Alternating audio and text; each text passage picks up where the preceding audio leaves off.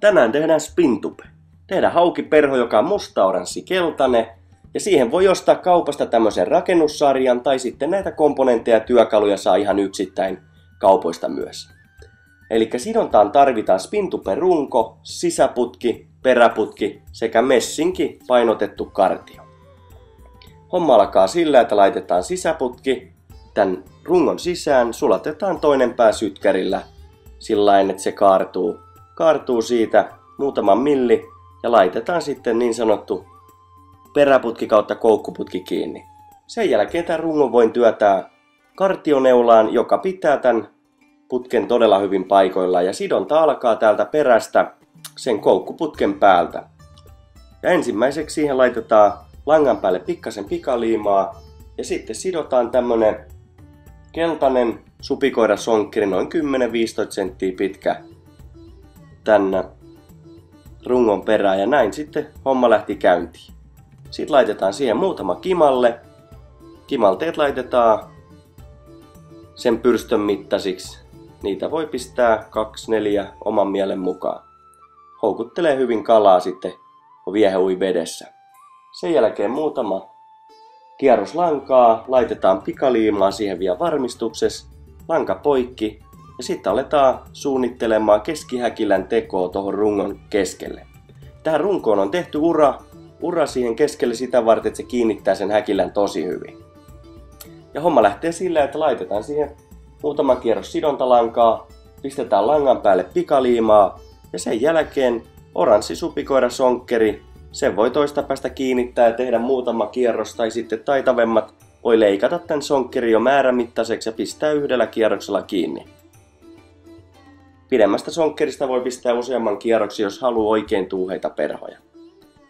Elikkä sonkkeri keskelle ja sidotaan se nahka sinne uraan ja langalla kireeksi, niin se pysyy siellä ja sen langan päälle vielä sidonnan jälkeen laitetaan pikaliimaa, niin siinä saa hauki antaa rajuakin kyytiä, niin ei se helposti mene rikki.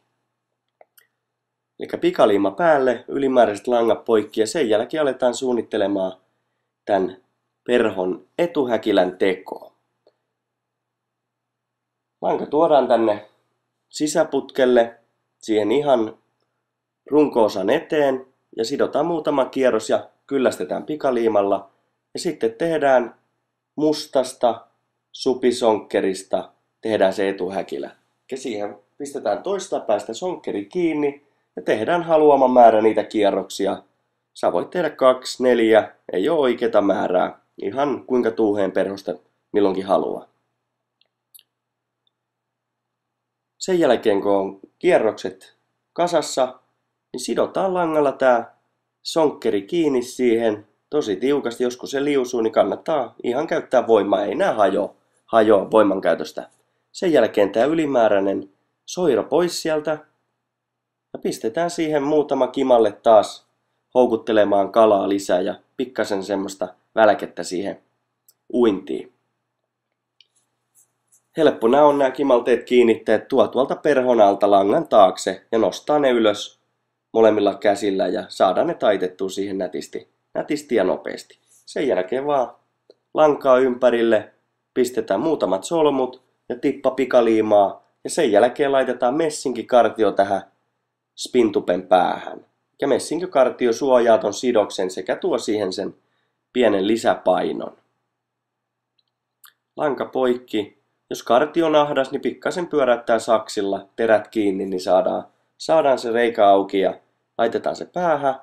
Otetaan perho pois neulasta, katkaistaan tää muoviputki sillä että jätetään 2-3 milliä ja sytkärillä sulatetaan sillä, että pidetään putki pystyssä ja sen jälkeen sytkärin sillä sinisellä liekillä.